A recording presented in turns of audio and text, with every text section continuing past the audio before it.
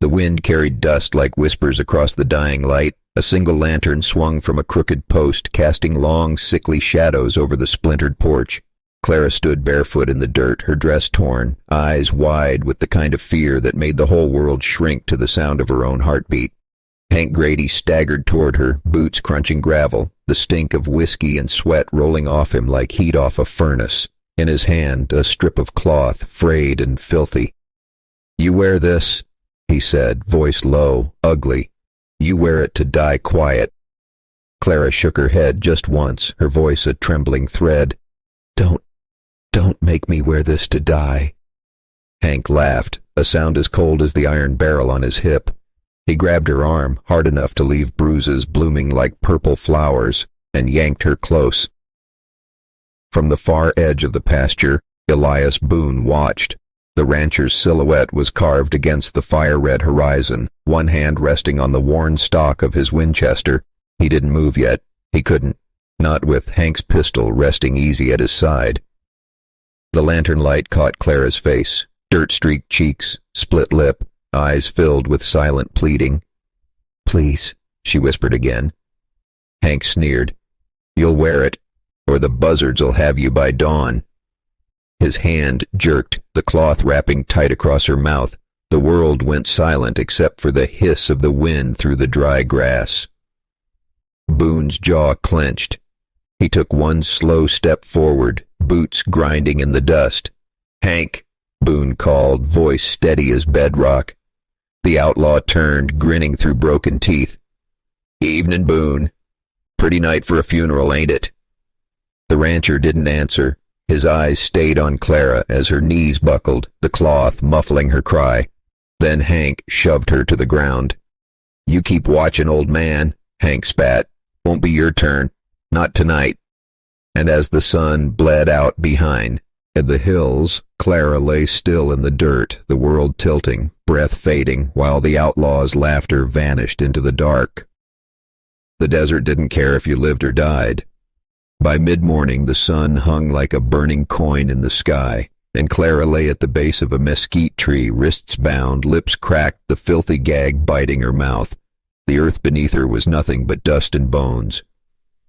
Hank Grady and his riders were long gone. Their laughter had faded hours ago, swallowed by wind and distance, leaving only the buzzing of flies and the slow, heavy beat of her heart.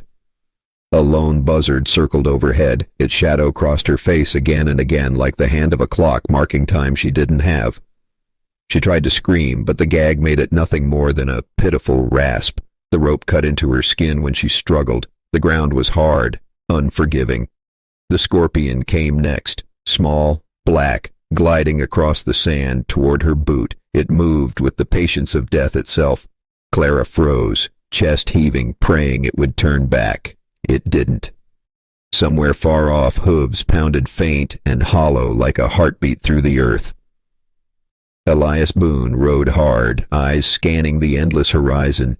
He'd found Hank's tracks before dawn, the hoofprints zigzagging through arroyos and dry creek beds, but somewhere out here they'd vanished like ghosts. The man was a devil when it came to covering his trail. Boone reined in his horse, dismounted, knelt to study the dirt. Nothing. The trail was gone. He wiped the sweat from his brow, jaw tight. "Where are you, girl?"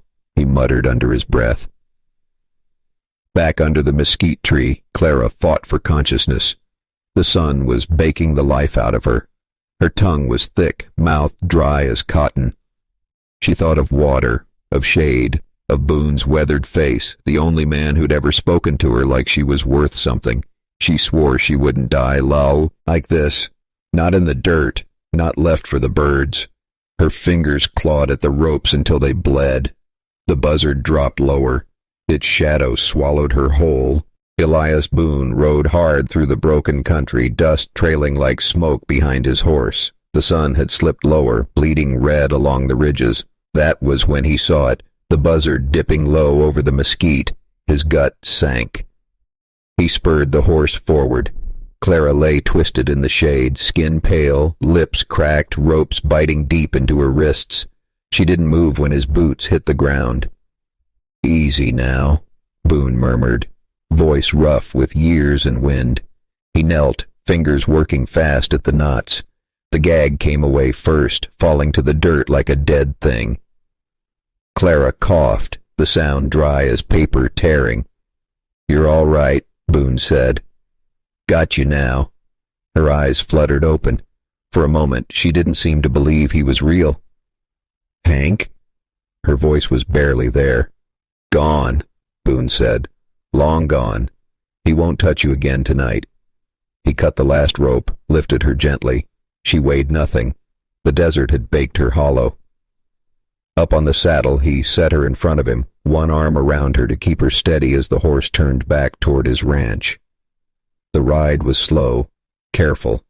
The sky darkened, the wind cooling as stars came out, sharp and cold. Clara leaned against him, shivering though the air was warm. At the ranch, the windows glowed with lamplight. A windmill groaned in the distance as Boone carried her inside. The cabin smelled of wood smoke and coffee. He laid her on the worn couch near the hearth, tossed a few sticks into the fire until flames licked bright again. From the shelf, he grabbed a tin cup, filled it with water. "Here," he said, holding it to her lips.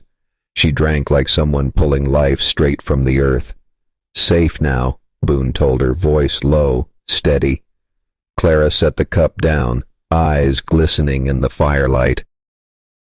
"Am I?" Boone looked toward the door, jaw tight. Somewhere out there, Hank Grady was still breathing, still riding. "Tonight," Boone said finally. "You are." The fire cracked. The night held its breath. The moon climbed high, silver light spilling over Boone's ranch like water across stone. The fire inside had burned low, crackling soft as Clara slept on the couch, shadows from the flames trembling over her face. Out in the dark, a lone rider approached. Hank Grady. He came slow, boots glinting in stirrups, coat flapping in the wind. The man carried his hatred like a torch in his chest, hot and ready to burn. He'd heard she'd lived, that Boone had her now. That boiled his blood more than whiskey ever could. From the porch, Boone saw him coming. He stepped outside, rifle hanging loose in his hands, shoulders square in the pale light. The old boards creaked under his boots. "Hank," Boone called, voice low, steady. The outlaw pulled up his horse 10 paces out. He smiled, but it was all teeth. "Evening, Boone," Hank said. "Come to give the girl back. She's mine." Boone didn't blink. "Not yours. Not anymore." Hank swung one leg off the saddle, boot hitting dirt with a thud. The wind tugged at his coat. "You think Law's comin'?" Hank said, his voice dripping venom.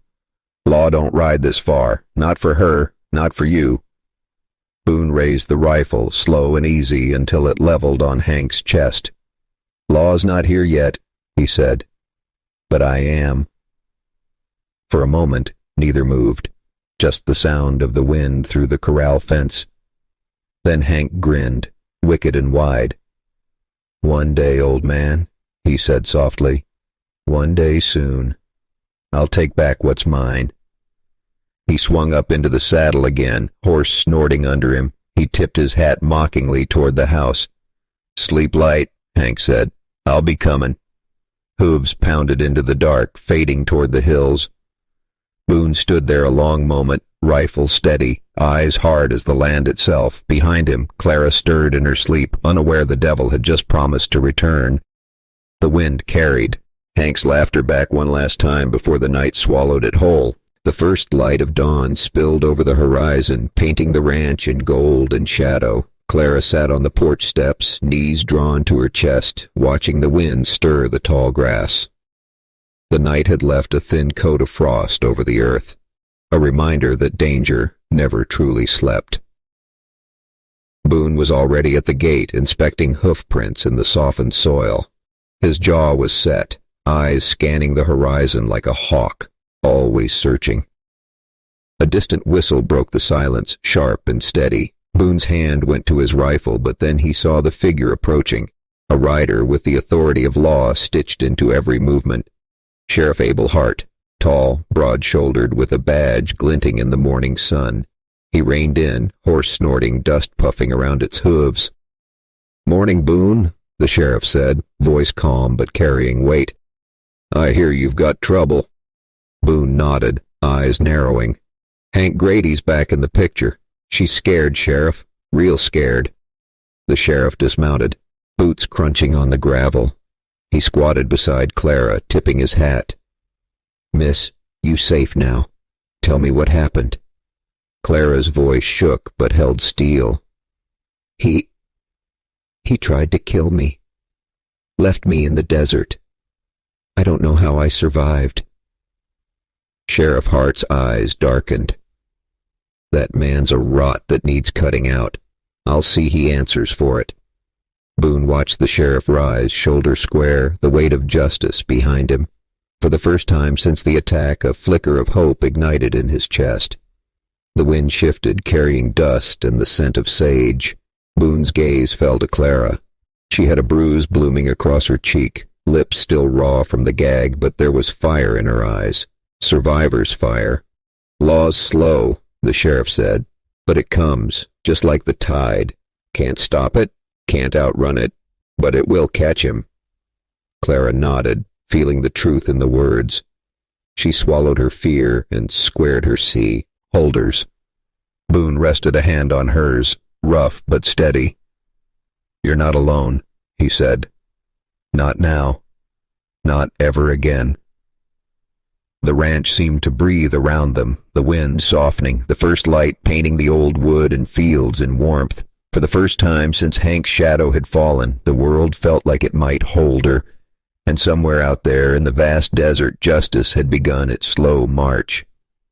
Night fell like a curtain over Boone's ranch, swallowing the fields and fences in shadows. The wind whispered through the corral, rattling boards and tossing dust into the air. Clara sat inside, knees drawn to her chest, firelight flickering across her bruised face. She could hear the distant howl of coyotes, and somewhere beyond that the pounding of hooves, steady, relentless. Hank Grady had returned, not alone. 6 men trailed him like vultures circling a carcass, torches blazing, horses snorting fire into the night. Their laughter echoed off the hills, a cruel symphony of threat and malice. Boone was ready.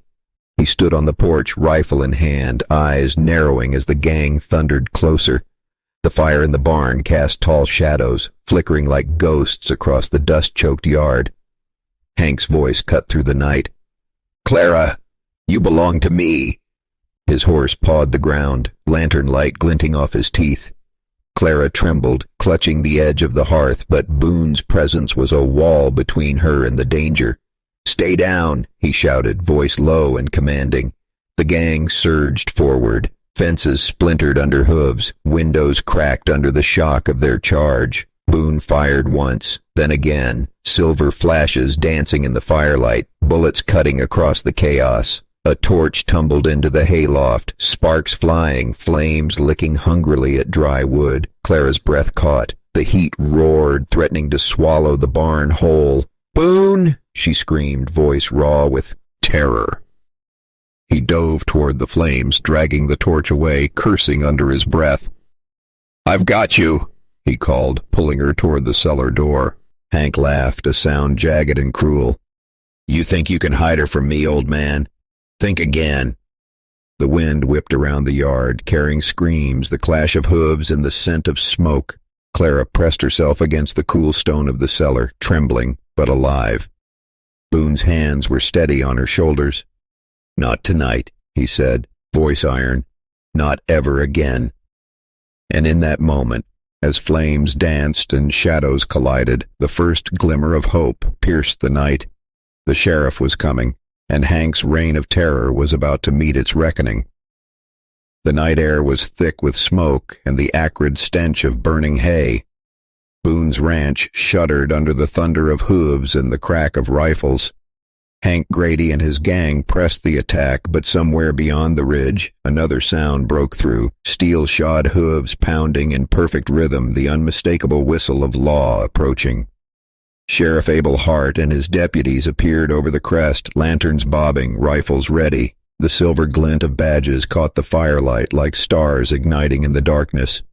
"Hold your ground," Boone shouted to Clara, who crouched low behind the cellar door, eyes wide with fear and hope tangled together.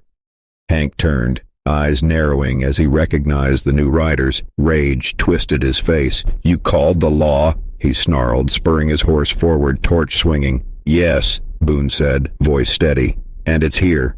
The sheriff's men spread out, cutting off escape routes. The gang faltered under the sudden precision and weight of authority. The corral became chaos, firelight flickering over desperate faces, fists, and rifles. Hank lunged toward Boone, swinging a knife, teeth bared, but a deputy intercepted, lassoing him mid-charge. The rope snapped taut, jerking him back as he struggled, growling and cursing. Boone fired a warning shot into the dirt. Sparks leapt, dust rising. "Step back, all of you." His voice carried the weight of mountains, immovable and final. One by one the gang was subdued. Horses reared, hooves struck dirt, and the night rang with the sound of handcuffs clanging. Clara emerged from the cellar, shaking, firelight painting her face in shades of relief. She watched Hank, wild-eyed, as the sheriff stepped forward, eyes cold, voice like judgment itself. "By law and by man," Sheriff Hart said. "You're done, Grady." Hank roared, fists flailing, but it was too late.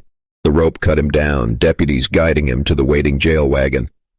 Boone reached for Clara, rough hands steadying her. "You're safe," he said. His eyes swept the scorched yard, the broken fences, and the smoldering barn. "No one's taking you again." She nodded, tears streaking dust and soot from her cheeks. I can't believe it's over." Boone's gaze lingered on the horizon. Smoke mingled with stars, and the wind carried a soft whisper of dawn. Justice had arrived, and with it the first taste of peace.